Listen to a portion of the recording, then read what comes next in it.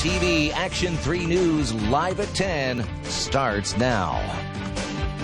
The city of Omaha can rest easier tonight. Escaped inmate and convicted rapist Timothy Clausen is back behind bars. But first, this is the little boy from Omaha, snatched by an alligator and killed on a family vacation to Disney World. 2-year-old Lane Graves. Tonight, a family, the community of Elkhorn, and people in Orlando, Florida are stunned and heartbroken. Good evening, I'm Craig DeGrelli. And I'm Jennifer Griswold. The tragedy shook even veteran first responders. KMTV Action 3 News reporter Emily Zink is live outside Disney World with an update on this horrible tragedy. Emily. Well, guys, on our flight from Omaha to Orlando, obviously there were a lot of families on that flight headed to Disney. Everyone was talking about this tragedy, saying it could have been anyone, and their hearts absolutely break for the Graves family. Officials here at Disney say they are doing everything in their power to make sure a tragedy like this one never happens again. A freak accident on a family vacation. Very rare for people to be attacked by alligators. It's very rare in Florida or anywhere where you find alligators. Officials say while 2-year-old Lane Graves and his father Matt waded in about a foot of water Tuesday evening in the Seven Seas Lagoon near Disney's Grand Floridian Resort, an alligator attacked the child. And the father entered the water and grabbed the alligator's head and was trying to take the child from the grips of the alligator's mouth. Orange County Sheriff Jerry Deming says the 911 call came in a little after 9 o'clock Tuesday evening. A frantic search for the toddler ensued. More than 50 people scoured the lagoon for any signs of the boy. Florida Fish and Wildlife employees captured, euthanized, and examined at least 5 alligators during that time, but no signs of the boy until Wednesday afternoon. At about 3:30 today, we recovered the remains of the 2-year-old from the water. Sheriff Deming says having to tell Matt and Melissa Graves that they found their son is the hardest thing he has ever had to do as sheriff. They sobbed, they were very distraught, but then as they worked through that, what they said to us was thank you for honoring what you told us you would do. The Orange County Sheriff's Department vowed to continue to look for Lane until his body was recovered. I believe that it was somewhat of a relief to them, the fact that the child was not dismembered by the alligator. His body was completely intact. Deming says the Graves family is trying to stay strong through support in their faith. They wanted to thank the people who have shown various random acts of kindness to them during this ordeal, and they were appreciative of the efforts of all the men and women who were out here searching for this child. Sheriff Demings tells me they still need to perform forensic tests on those alligators that they caught to make sure they captured the right one that was responsible for the attack. He says if they did not catch that alligator, they will go back out and find it. Live in Lake Buena Vista, Florida, Emily Zink, KMTV Action 3 News. Emily, thanks. Tonight I spoke with Thomas Graves, Lane's grandfather, at his Elkhorn home. He did not want to go on camera, but asked that I share this message, that his family appreciates the thoughts and prayers. He told me they need them and will continue to need them. Graves told me both of Lane's grandmas and family friends went to Orlando to be with Matt and Melissa. He acknowledged today's recovery brought them some peace, but said, of course, there is no good news in any of this. There is much more tonight. Tonight, the president of Walt Disney World Resort, George Kalogridis, called it an unimaginable loss. Here's the quote: "We are devastated and heartbroken by this tragic accident and are doing what we can to help the family during this difficult time. On behalf of everyone at Disney, we offer our deepest sympathies." The loss of Lane Graves is hitting the community of Elkhorn hard tonight. I'm joined now by reporter Maya Sines. And Maya, the family's church is pulling together for this family. That's right, Jen. Everyone is shocked and horrified. The principal of St. Patrick's Catholic School in Elkhorn called it a tragic accident that could happen to any family. Supportive messages and prayers have been sent to the Graves family from all over the country. And locally, members from their parish are praying and mourning with them. The St. Patrick's Parish and school community is just flat out devastated by the news. Matt and Melissa are wonderful parents here, involved in the parish. Hale says Lane's parents were dedicated to providing a good life for their kids. Great parents, and that's what just, you know, there are no reservations in the back of my mind in terms of when you think about them and their children, you know, what that family dynamic was. It was a good, strong and responsible people, caring people. Lane's dad, Matt, who fought the alligator in an attempt to save his son, works at Omaha Info Group.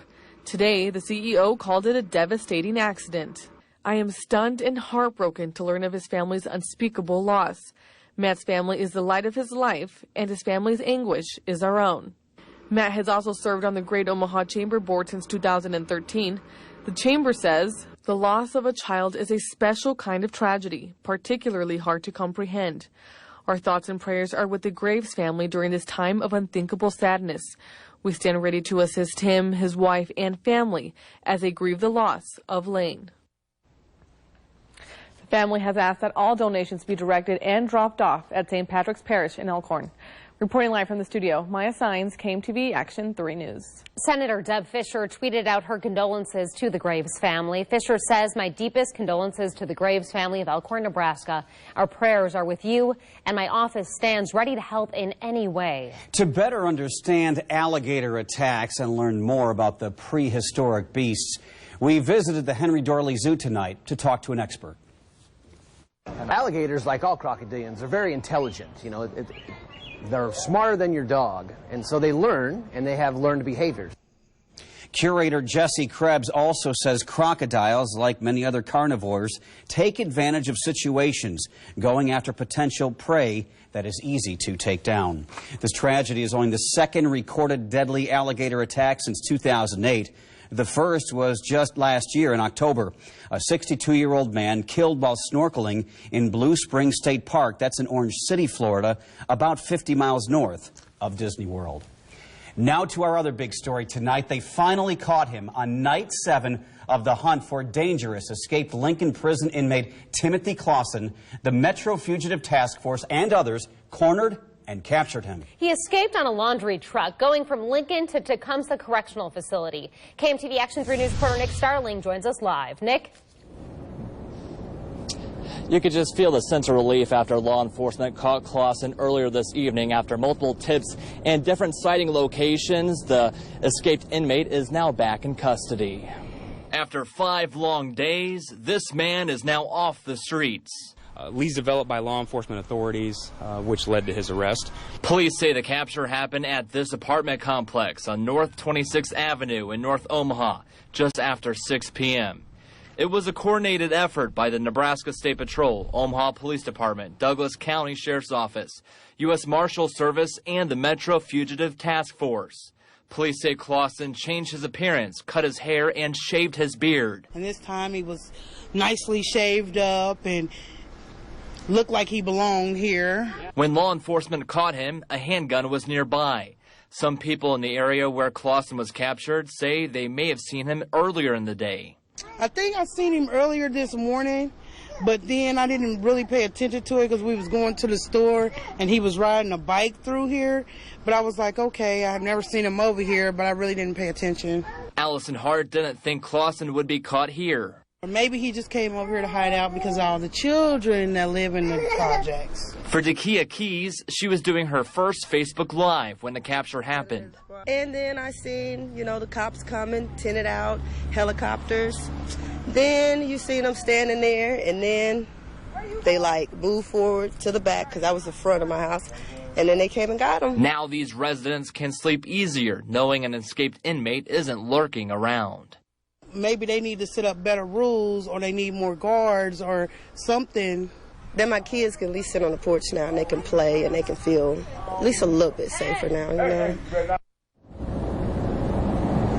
I spoke with a few people inside the apartment that Clausen was hiding out in. One of them told me that they were just giving him water, not thinking that was the guy. Of course, this is an ongoing investigation and trying to look out for any sources of who was helping him during this 5-day stretch.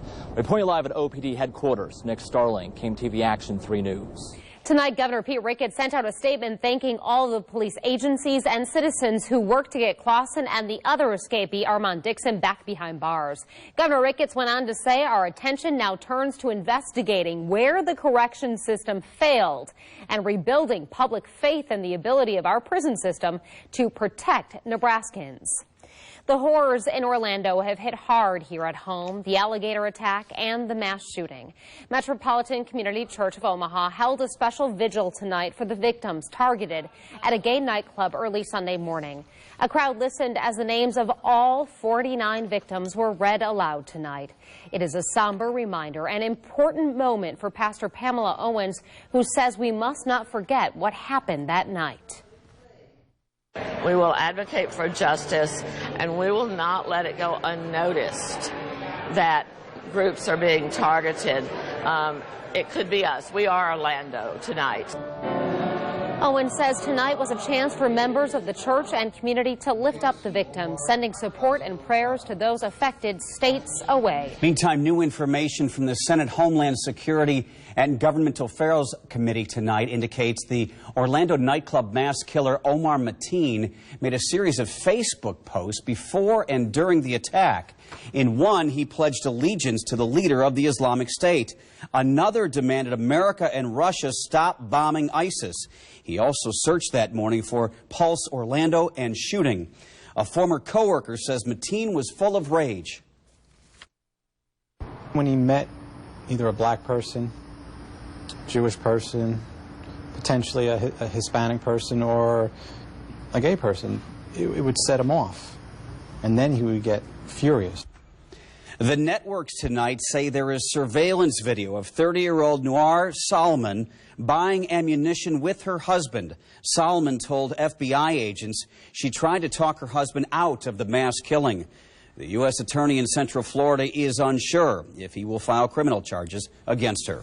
New tonight, one man is in the hospital and 2 people are in custody after a stabbing. Omaha police say someone stabbed a man at 26th and Q around 8:30 tonight. He has multiple stab wounds and is in critical condition tonight. The investigation continues. New information tonight. We now know the name of the woman killed while reportedly walking on Highway 75 near Cornhusker Road. The driver of an SUV hit 61-year-old Patricia Hall on the highway. She died. Sarpy County deputies say it happened around 3 this morning. Tomorrow morning, the OPPD board is to decide the fate of the Fort Calhoun nuclear power plant. If closed, the estimated cost to clean up and decommission the plant, get this, north of Omaha, $1 billion. Hundreds of employees will have to find new jobs. Many workers have joined groups on social media, including one called Save Fort Calhoun. They are encouraging everyone to attend tomorrow's meeting at 10 a.m. to urge the board to keep the plant open. They say in life, timing is everything. An Omaha gas station proves that might be true. Someone bought a winning Pick 5 lottery ticket Tuesday at Big Bear Sinclair near 56th and Ames. That's the same station where someone fired shots that same day. Police have not found any victims or suspects, and so far, no word on who bought the winning lottery ticket or at what time. A double mystery. Yeah, confusing. One positive, the other somewhat sinister. A spelling bee champs celebration lands him a trip to see his NFL idol. The unlikely meet and greet coming up next. And coming up in weather, a heat advisory is in effect. I'll tell you when it starts and ends and how long this heat will stick around right after the break. It is going to be a hot one for baseball fans headed to the College World Series. Beer sales at TD Ameritrade Park will no doubt provide some cold relief this year. Mecca President Roger Dixon is eager to see how the fans respond, but he urges revelers not to overdo it with temperatures in the upper 90s. Everybody needs to be responsible about the heat and the intake. But we think it's summertime in Omaha. We know it's going to be hot.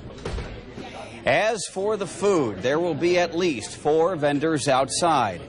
Enjoy gorging on desert nachos, a home run burger, hot dogs, even a Southo giant taquito that's about 2 feet long.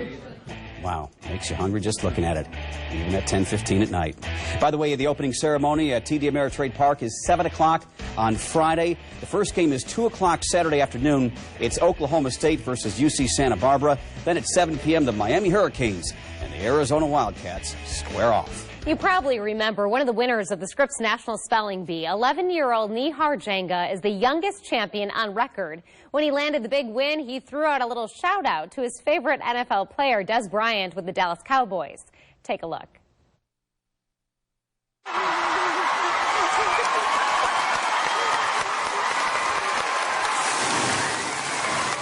Did you catch it? Jenga threw up the X, Bryant's signature touchdown move, and the player responded. Bryant tweeted, "You just made my whole day, buddy. Congrats on winning the spelling bee. Somehow, some way, I have to get you to a game." Well, today, the 11-year-old spelling bee champ got to meet his sports idol at the Cowboys facility, and double X's right there. You go. Great meteorologist Jim Flowers is here. A lot of our viewers at home are going, wait, those are the double bones. That's the Husker defense, the black shirts, right? Yeah, exactly. We have got some hot temperature. I mean, everybody is talking about the heat, but let's take a look. It has to go like that and keep the heat away, but that's not going to work. Not going to work tonight. These were the highs today in Omaha. Boy, I tell you, we came so close to hitting 199 degrees, 100 in Lincoln, 101 in Grand Island.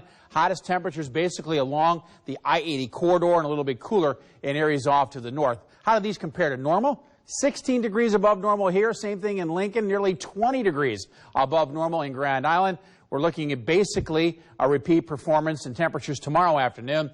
Heat advisory for the most part along and south of the Platte River, and then you head over into Iowa and from Pot County on down into northwest Missouri. That kicks in at 1 o'clock tomorrow through 7 o'clock with a heat index combination of the temperature and the humidity or dew point between 102 and 107 degrees. Still warm right now. It's 83 in Omaha. It's still 86 down in Plattsmouth. Upper 70s for you folks in western Iowa. A little bit more comfortable if you head up toward Norfolk and Wayne with temperatures there in the mid and upper 70s. If we take a look at Threat Tracker, Thursday and Friday, it's on the moderate side because of the heat and possible heat advisories.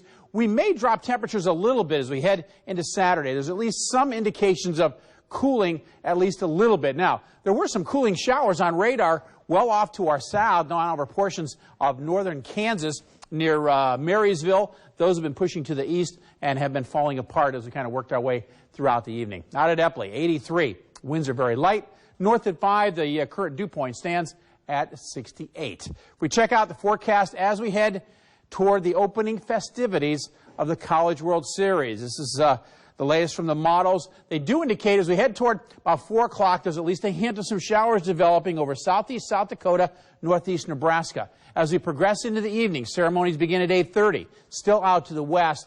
They'll move southeast and diminish with time. This is at 11 o'clock, so it's possible if they in fact get going off to our northwest by maybe the time they want to shoot off some of those fireworks, could have Mother Nature supplying a few as well. Satellite radar across the region. Again, I point out the showers to the south, just a veil of high clouds from Interstate 80 down into portions of Kansas. For the remainder of the overnight, temperatures will drop back into the upper 60s to about 70 degrees as we head toward daybreak. As we move throughout the morning, near 90. Highs tomorrow again in the mid and upper 90s. Overnight tonight, lows drop back to about 70. Tomorrow, sunshine sizzling. 97 degrees over the next 3 days. Temperatures going into the weekend slightly. It looks like they'll be slightly cooler Saturday. We'll update that tomorrow. And then into Father's Day, 98 on Father's Day. And again on Monday, there's a chance for some storms on Monday. A little bit cooler as we head toward Tuesday and Wednesday. Let's take a look at tonight's weather alert. Kid Tyler, age 12. Temperature tomorrow will start out right at 70 degrees. We'll be back with more right after the break. Now, your Omaha Sports Insider Report. It's the Wednesday before the College World Series, and teams are slowly trickling into the city like a slightly leaky faucet that you kind of fixed last week. Drip, drip, and then tomorrow the rest of the teams flood into Omaha, and the festivities can really start kicking off. Right now, there's just 2 CWS participants here. Cal Santa Barbara was the first to arrive. They flew into Omaha yesterday before taking to the practice field today. The Gauchos just hope they can contain their excitement heading into the weekend. It's all new, you know, it's new for all the guys. I think the energy and excitement piece of it's going to be, we're not going to have to talk to them about having energy. I think that part of it's going to be pretty easy. Hopefully they'll be able to sleep. They're pretty excited. A second team arrived this evening in the form of the Miami Hurricanes. It's the second straight trip to Omaha for the Canes, and they're 25th overall. Miami's one of the more seasoned teams in the group, and they're expected to be one of the more dangerous teams in this year's field. They learned a lot from last year's trip, and they're focused on trying to win a title. Don't let it get to your head, you know. It's something amazing and it's beautiful to see, but we got to stay within ourselves and be ready to play baseball. That's why we're here. It's a business trip. We've been here 25 times in the program, and a lot of our guys are still involved in the program. It's been all through the years, and it's 13 for me, and those guys come to talk to our team.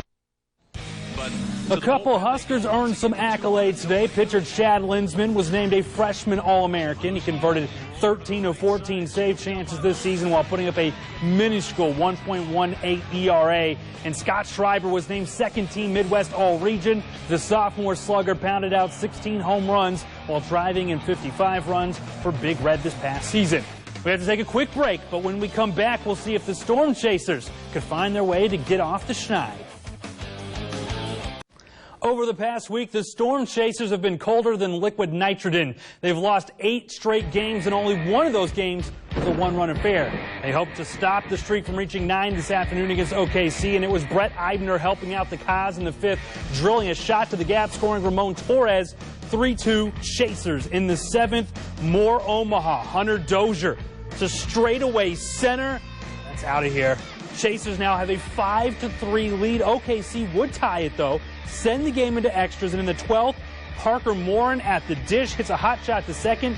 They couldn't handle it. The Chasers stopped the streak at 8 with a 6-5 win. Royals in a battle at the top of the AL Central standings with the Indians tonight, and Corey Kluber's pitch. He's going to want that pitch back. Salvador Perez chasing waterfalls, 3-run smash to center. Royals blow out the Indians 9-4. Raise the Roof for this play of the day, sponsored by Pyramid Roofing. The Euros in full swing, and today it was Slovakia Marek Hamzik who put forth a contender for goal of the tournament. Cuts in and then puts it off the post from an absolutely impossible angle. Check out the replay. The Russians can only watch as Hamzik snatches their souls. What a shot. Just right off the post and in. Yeah, almost like a double post, right? Those reactions are always classic. Very good stuff. A lot of fun. For more sports coverage, you can access Omaha Sports Insider 24 hours a day, 7 days a week at omahasportsinsider.com, powered by KMTV3 and AM 590 ESPN Omaha. Weekend outlook, lower 90s on Saturday, a hot day for Father's Day, 98. A reminder, KMTV is keeping you safe with the Storm Shield app and phone call alerts. Get it at KMTV.com. Good night.